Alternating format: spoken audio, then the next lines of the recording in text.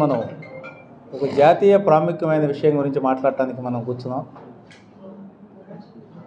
మీకు ఆర్జీ కర్ హాస్పిటల్ అని వెస్ట్ బెంగాల్లో ఒక దారుణమైన ఇన్సిడెంట్ జరిగింది. అందరం ఈరోజు నేషనల్ న్యూస్లో వాటిలో చూస్తున్నాం. ఒక ట్రైనీ మెడికల్ స్టూడెంట్ని కాన్ఫరెన్స్ హాల్లో అతి దారుణంగా రేప్ చేసి మర్డర్ చేయడం జరిగింది. ముందు దాన్ని సూసైడ్ అని చెప్పి దాన్ని డిస్క్రైబ్ చేశారు, కానీ తర్వాత అటాప్సీ రిపోర్ట్ అంటే వచ్చిన తర్వాత అర్థమైంది ఏంటంటే చాలా దారుణంగా హింసించి ఆ ముఖం మీద గీతలు, తర్వాత నోటు మీద కట్ చేయటం, తర్వాత మర్మావయాల దగ్గర కట్ చేయటం, ఆ హెరాస్మెంట్ చూస్తే ఇది చాలా దారుణంగా ఖండించదగిన విషయం. అయితే ఇట్లాంటి విషయాల్ని మీరు మెడికల్ స్టూడెంట్స్ అందరూ కూడా దీనికి ఉద్యమం చేస్తున్నారు, ఆల్ ఓవర్ కంట్రీ చేస్తున్నారు. తర్వాత నిన్న లడ్డా గారితో, హానరబుల్ హెల్త్ మినిస్టర్ గారితో ఏదో మాట్లాడిన తర్వాత దాన్ని విత్డ్రా చేశారు.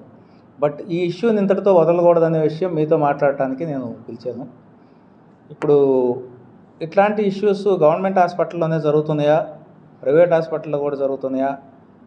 మనం ఈ ఇష్యూ జరిగినప్పుడే దాన్ని వెంటబడి దీన్ని ఎట్లా సాల్వ్ చేసుకుందాం, దీన్ని ఇన్వెస్టిగేషన్ చేద్దాం, వచ్చిన ఆయన పనిష్మెంట్ ఇద్దాం, లేకపోతే కాంపన్సేషన్ ఇద్దాం, ఆలోచిద్దామా? ప్రివెంటివ్ మెజర్స్ గురించి, నివారణ చర్యలు ఏమన్నా మాట్లాడదాం అనేది ఈ దేశంలో మనం ఆలోచించుకోవాల్సిన విషయం. ఎంత ప్రివెంటివ్ మెజర్స్ తీసుకోవాలంటే ప్రతి రాష్ట్రంలో ప్రతి డిస్టిక్లో ఉన్న మెడికల్ కాలేజీలు కానీ మెడికల్ హాస్పిటల్స్ కానీ ప్రైవేట్వి ఊరుకు దూరంగా ఉంటున్నాయి. సిటీస్లో కానీ డిస్ట్రిక్ట్లో కానీ ఊరుకు దూరంగా ఉంటాయి. గవర్నమెంట్ హాస్పిటల్లో కూడా సెక్యూరిటీ పెంచుకోవాలి. తర్వాత ఊరుకు దూరంగా ఉన్న మెడికల్ హాస్పిటల్లో అందరికీ నైట్ డ్యూటీస్ ఉంటాయి. దీనిలో పీజీ స్టూడెంట్స్కి నైట్ డ్యూటీస్ ఉంటాయి, గ్రాడ్యుయేట్ ఎంబీబీఎస్ గ్రాడ్యుయేట్ స్టూడెంట్స్కి నైట్ డ్యూటీస్ ఉంటాయి. ఈ విధమైన ఇన్సిడెంట్స్ జరిగే పని అయితే వాళ్ళు నైట్ డ్యూటీస్ ఎంతవరకు సేఫ్గా చేయగలరు?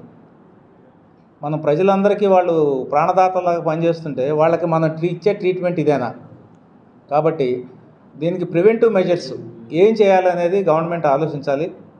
ఆంధ్రప్రదేశ్ గవర్నమెంట్ కానీ గవర్నమెంట్ ఆఫ్ ఇండియా కానీ దీనికి ఎలాంటి సేఫ్టీ ఇస్తే ఇది వీళ్ళకి ఇట్లాంటి ఇన్సిడెంట్ జరగకుండా ఉంటాయి.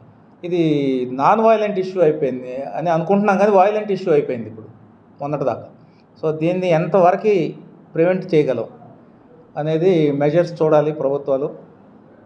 ప్రతి రాష్ట్ర ప్రభుత్వం కానీ దేశం మొత్తం కానీ ఈ విషయం మీద సీరియస్గా ఆలోచించి కావాలంటే ఒక కమిటీ వేసి మెజర్స్ని సజెస్ట్ చేసుకొని ఇట్లాంటి విషయం మళ్ళీ పునరావృతం కాకుండా చూడాల్సిన బాధ్యత గవర్నమెంట్స్ మీద ఉంది.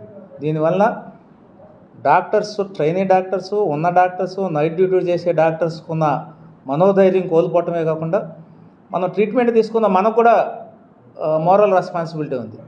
మనల్ని ప్రాణదాతలుగా చేసే డాక్టర్స్ని ఇట్లా చేస్తే మనం కూడా ఎంతవరకు సైలెంట్గా ఉంటాం? సో ప్రజలకు కూడా, ఈ దేశంలో ఉన్న పౌరులకు కూడా బాధ్యత ఉంది. సో ఇట్లాంటివి జరగకుండా ప్రభుత్వాలు చర్యలు తీసుకోవాలండి.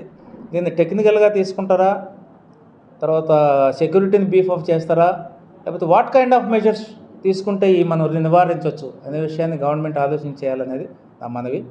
Thank you very much.